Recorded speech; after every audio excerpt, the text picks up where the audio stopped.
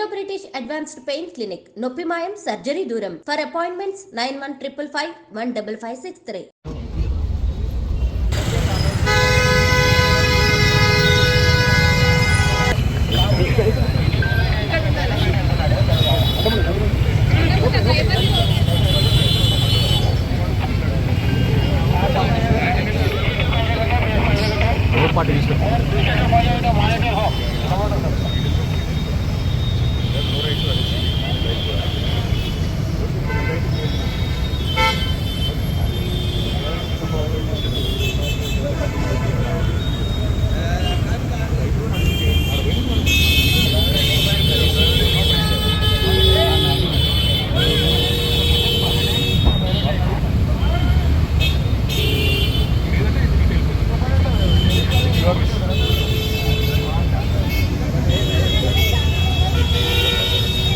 Extensive arguments ACB చేసి judgement reserve అయిన తర్వాత అసలు పిలిచి అవసరం పిలిచి అయినా వచ్చినాక మీరు నా లాయర్ రాకూడదు అంటే నేను ఇన్ రైటింగ్ ఇవ్వండి, లాయర్ రాకూడదు ఇన్ రైటింగ్ ఇవ్వండి, నేను ఉంటాను ఇక్కడ వెయిట్ చేస్తాను, రోడ్డు మీద ఇక్కడ కూర్చొని ఇక్కడ ఇన్ రైటింగ్ ఇవ్వనండి, లాయర్ రావడానికి వీల్లేదు అంటే లేదంటే మీరు ఇద్దు అంటే వెళ్ళిపోతాం, లేదు మీకు లెటర్ ఇచ్చి వెళ్ళిపోమంటే మీకే లెటర్ ఇచ్చి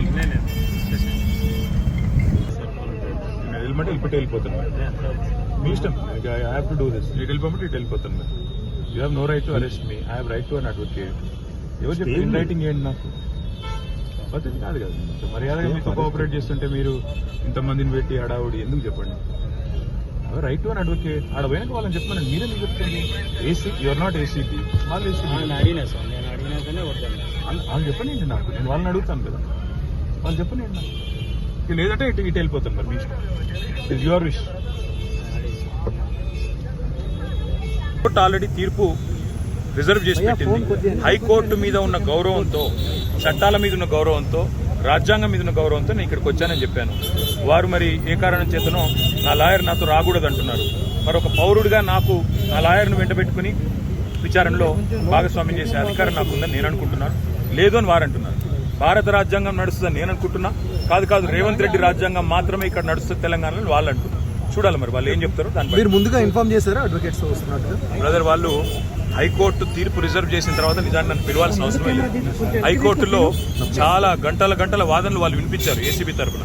ఇవాళ కొత్తగా మళ్ళీ ఇప్పుడు సాధించేది లేదు. చెప్పాల్సింది కూడా చెప్పకుండా ఇక్కడేదో హడావుడి చేసి నిన్న రైతు భరోసా ఎగ్గొట్టారు కాబట్టి రైతు భరోసా నుంచి తప్పించుకోవడానికి 2 రోజులు మీడియాలో ఈ డ్రామా నడపాలని రేవంత్ రెడ్డి గారు అనుకుంటున్నారు. దీనికి మేము బాధపడం.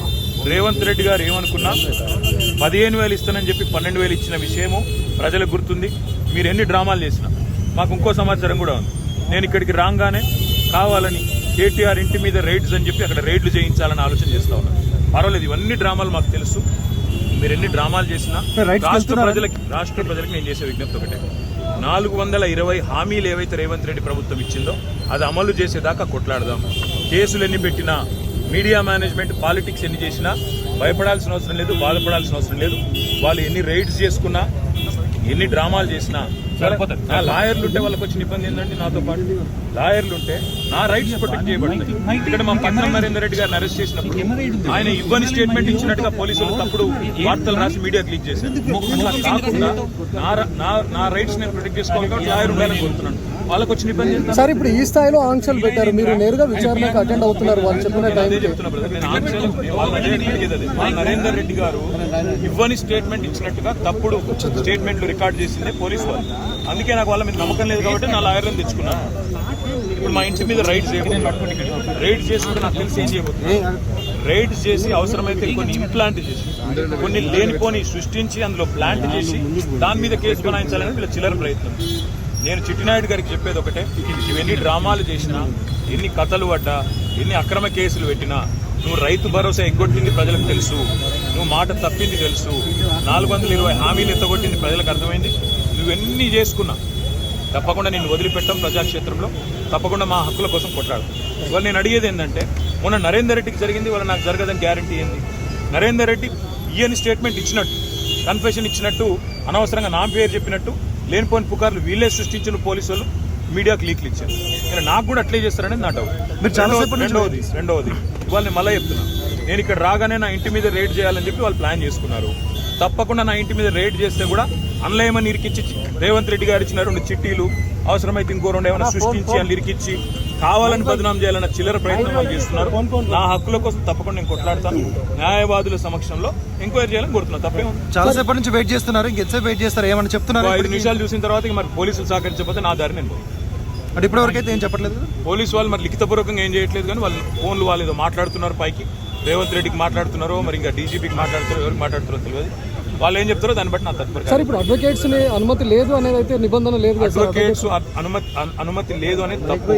మొన్న పట్నం నరేందర్ రెడ్డి మీద ఏ కుట్ర అయితే వీళ్ళు చేసిండ్రో, ఆయన ఈయని స్టేట్మెంట్ ఇచ్చినట్టు పోలీసు వాళ్ళు ఏదైతే దొంగ స్టేట్మెంట్ సృష్టించి ఆయనను నన్ను బద్నాం చేసే ప్రయత్నం చేసిండ్రో అది జరగకూడదన్నదే నా తాపత్రయం. అందుకే లాయర్ ఉండాలని నేను కోరుతున్నా. లాయర్ ఉంటే వాళ్ళకి అభ్యంతరం ఏందో నాకు అర్థమైతే లేదు. ఏమైనా కానూన్ ఉందా చూపెట్టు, కాగితం చూపెట్టంటే కాగితం చూపెట్టు. సార్ మీరు క్వశ్చన్ చేస్తే ఏం చెప్తున్నారు సార్? అడ్వకేట్స్ తీసుకొని వెళ్తాను కానీ మా ఇష్టం. ఇది ఇక్కడ భారత రాజ్యాంగం లేదు, అంబేద్కర్ రాసిన రాజ్యాంగం లేదు, అనుముల రేవంత్ రెడ్డి రాసిన రాజ్యాంగం ఉంది. మా ఇష్టం, మా జాగిర్ అంటారు. ఏం చేయాలి సార్? ఉద్దేశపూర్వకంగానే మిమ్మల్ని ఇక్కడ డైవర్ట్ చేసి ఇంటి వైపు రైడ్కి వెళ్ళారు. ఇంటి మీద ఇప్పుడు రైడ్కి వెళ్ళడానికి ప్రయత్నం చేస్తున్నారు. వాళ్ళు రైడ్ చేసి కూడా మన ప్లాంట్ చేస్తారనేది నా అనుమానము. తప్పకుండా చట్టపరంగా న్యాయపరంగానే పర్లేదు. ఆల్రెడీ తీర్పు రిజర్వ్ అయ్యి ఉంది.